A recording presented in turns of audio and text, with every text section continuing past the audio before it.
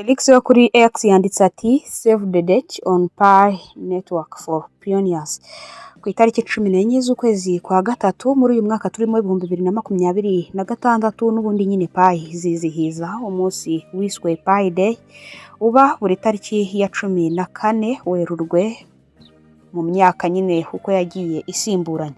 Uyu munsi tugiye kubiganiraho nkuko byagarutsweho ku rubuga rwa X byatangajwe n'uwitwa Felix. Mwibutsa ko aho tuba turi kubikura ushobora kubikurikira unyuze muri video description handitsemo, hanyuma ugakomeza gusoma byinshi bitandukanye bagiye bagarukaho, karushaho no gutera comment ugasabana n'abandi bapiyoniye. Hano ni kuri Rugwiro Prozone Official.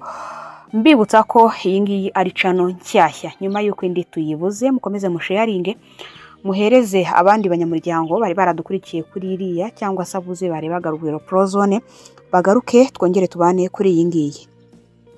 Wakwibaza uti kubera iki uyu munsi ufatwa nk'udasanzwe? Ku itariki ya 14 z'ukwezi kwa gatatu ni umunsi abapiyoniye bizizaho nk'umunsi wa Pi. Ahangaha kandi babihuriza hamwe n'umubare ungana na 3.14 ari wo mubare usobanura Pi mu mibare nyine abantu bayikurikiye ubwo barahita babyumva. Niwo mubare ukomeye muri mathematics no muri technology. Ariko kuri Pi network uyu munsi urenze imibare gusa, ni umunsi w'icyerekezo usobanura innovation n'iterambere rya ecosystem muri rusange. Ushobora kwibaza uti why is matter to the Pi network, cyangwa se kubera kiba bifata nk'ibintu bikomeye cyane muri Pi network. Pi network ntabwo ari theory, ni community irenga miliyoni nyinshi nkuko twabigarutseho kuri Google Play Store. Bamaze kudownloadingwa n'abarenga miliyoni 100 nibo batunze application yabo. Ariko nanone muri izo miliyoni 100 haba harimo abagiye babura telefone bari bafite bakadownloadinga, nanone bushyashya haba harimo abagiye bamininga bakabivamo.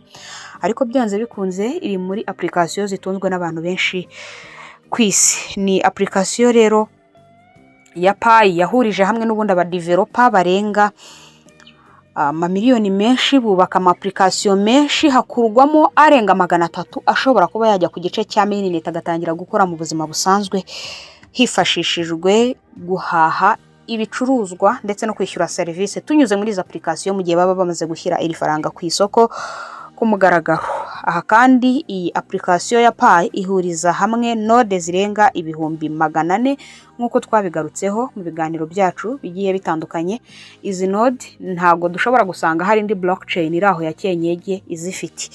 Pi Day rero ni umunsi wo kwerekana aho Pi igeze naho iri kwerekeza. Niyo mpamvu abenshi babiserebura bakabifata nk'umunsi udasanzwe, bakavuga bati kuri iyi tariki Pi ibishobora gukora ibintu bitangaje cyangwa se birimo imbaraga. Ahangaha turebeye hamwe kubijyanye na World Energy cyangwa se ibyo Pi yakoze twavuga ngo birihariye, birimo innovation, guhanga udushya n'ibindi. Turebye mu isi ya blockchain ibihe nk'ibi nibyo bihindura amateka kubijyanye n'ama blockchain. Hari gihe bahuza nyine n'umunsi w'iyo blockchain cyangwa se w'iryo faranga bakagira ibintu byinshi bubaka. Aha kandi iyo community ikomeje kwaguka ibintu bigenda bihinduka. Niyo mpamvu ku itariki ya 14 z'ukwezi kwa gatatu ntabwo ari celebration gusa, ahubwo twavuga ngo ni reminder ko Pi network ikomeje kwaguka, cyangwa se biratwibutsa ko Pi ikomeje kwiyubaka yongera community ndetse bubaka n'ibindi bintu byinshi. Nubwo bimeze bityo abanyamuryango ba Pi network bavuga ko nta gisigaye Pi yakabaye yarashyize ibintu ku murongo ndetse igashyira n'ifaranga ku isoko, kubera ko ubu turi mu mwaka wa 7 iyi project itangiye mining yayo. Gusa ba nyiri umushinga aribo Dr. Sheng Diaofani ndetse na Dr. Nicholas Kokaris batangaza ko byanze bikunze hari byinshi bakirimo bubaka kuri blockchain yabo bagereranije nuko bashaka ko izaba imeze cyangwa se nibyo igomba kuzaba iri gukora. Ahangaha rero dushobora guhita tujya kuri strong clause cyangwa se n'igiki abapiyoniye basabwa kuri iki gihe, cyangwa se babantu begereye Pi muri rusange n'igiki basabwa. Nakubwira nti nkuko byatangajwe ku rubuga rwa X batangaje bati so mark your calendar, ushyireho akamenyetso kuri kalendari yawe, prepare yourself, witunganye wowe ku giti cyawe. Ku itariki ya 14 z'ukwezi kwa gatatu bizaba ari Pi Day. Hanyuma kandi amakuru ya Pi azakomeza kugenda akugeraho 5 kuri 5 mu gihe cyose wamaze gukora subscribe kuri Rugwiro Prozone Official. Turahari ngo tukugezeho byose bijyanye n'iyi project ya Pi network. Mu busanzwe ibingibi biri kuba nyuma yuko hari benshi bakiri tentative, ni igice abapiyoniye bajyamo nyuma yuko hari byo barimo baragucekinga cyangwa se baragusuzumaho.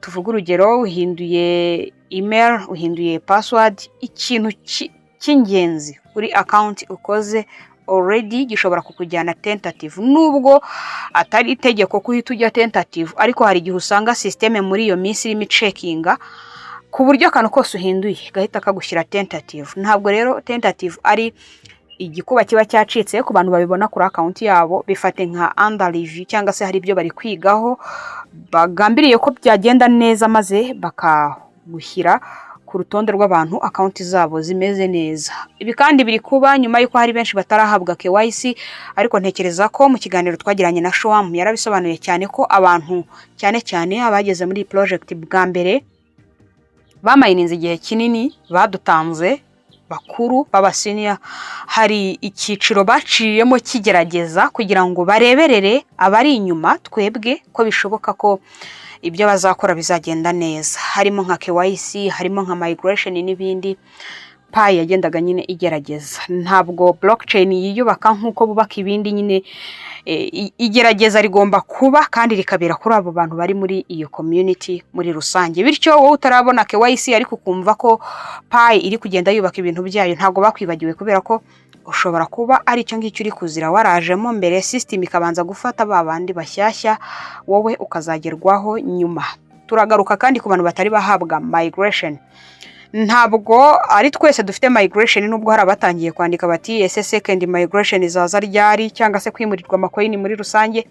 Hari umuntu kugeza ubu ngubu byose bimeze neza, ariko step ya 9 itarakunda, itaravivuga cyangwa se atarabona coins. Uretse ko tukiri aho ngaho, hari igihe step ya 9 ibicyatsi coin ntuzibone. Uko biba byagenze, umuntu ubu gufitiye pass phase migration iraba, ariko coin zabagahita azitwara, cyangwa se hashobora gukoreshwa uburyo bwinshi nyine butuma wowe wimurirwa migration, ariko nanone ukaba utari bubone izo coin. Niyo mpamvu nibutsa buri muntu wese ko yagasubiye kuri step ya 3 agacekinga ko wallet benda kuzamuherezaho banda kumukoreraho migration isa n'iyafitiye pass phase. Wasanga bidasa ukayirekarama hakiri kare, abo binaniye bakatwandikira tukabafasha mu buryo bwa video tukabereka uko bikorwa, kugira ngo buri muntu wese bafunguriye zira step ariko ukaba ufite pass phase yabaringa itaza kuza kugira ikigukorera, uze kuza kuba witeguye, hatazagira uwo bazakorera migration ntabone ko yinize ku mining Pi. Biravuna cyane ugereranije nuko izindi blockchain zinjizamo coin muri rusange. Ahangaha rero buri muntu wese utarahabwa migration, utari murirwa coin, natuze. Ntabwo Pi Day isobanuye full open mainnet, ntabwo hashobora kujyaho full open mainnet. Ziri application batarazihereza ibyangombwa byuzuye ngo zikore. Twese nyine hari ibintu ureba nyine ukabona ko mu mushinga hari byinshi bagomba kubanza kubaka gukemura kugira ngo byinshi bikomeze kugerwaho. Ibyo kandi birajyana n'abantu babaza bati guhindura izina birashoboka muri Pi? Mu gihe cyose wageze kuri level yo guhabwa KYC ntabwo byoroshye kuba wahindura izina. Ushobora kwandikira support, ariko nanone biragoye cyane. Ibyiza rero nuko mwazaza mukora account mufite national identity, ukandika izina nkuko ryanditse ku irangamuntu. Hari igihe ubizi ko ku irangamuntu hariho amakosa, ariko ko team isoma ibyanditse ntago ireba ibyo wowe uri kuyibwira, isoma ibyanditse. Ibyo byanditse rero nibyo bari buhe agaciro kurenza ibindi byose. Nibyo ngibyo biri kuvugwa kakanya mu isi ya cryptocurrency, muri blockchain muri rusange, muri web3. Bari kuganira ku itariki ya 14 z'ukwezi kwa gatatu. Uko mbibona ntabwo hazaba bishya tutari twiteze, gusa blockchain zikunda gutungurana. Birashoboka ko wenda ariho bazatanga migration zitari zaratanzwe, birashoboka ko hari ibyo Pi team iri kugenda itegurira abanyamuryango. Mwirinda ama publicity ababwira ngo shyiramo pass phase winjira hanaha uzahabwe ibihembo ku munsi wa Pi Day. Abo ngabo barashaka kukwiba. Ni byinshi rero biri kuvugwa mu isi ya blockchain. Reka tube turebeye hamwe ibingibi, turushaho kubategurira ibindi biganiro biri imbere tuza kubagezaho. ikibazo, igitekerezo, inyunganizi ushobora kuza kugira uyandike muri comment, hanyuma turusheho kubana mu biganiro byacu turushaho kugutegurira. Ibiganiro nakagaruka hano ni kuri Rugwiro Pro Zone Official. Nge wumva ndi Rugwiro Pro. Reka tubane mu bindi biganiro. Wakoze cyane kutwumva. Imana ikurinde. Dufite group WhatsApp ducishamo amakuru, ushobora kuyireba muri comment cyangwa se muri video description handitsemo, tukarushaho kubana muri update zigiye zitandukanye. Ciao ciao.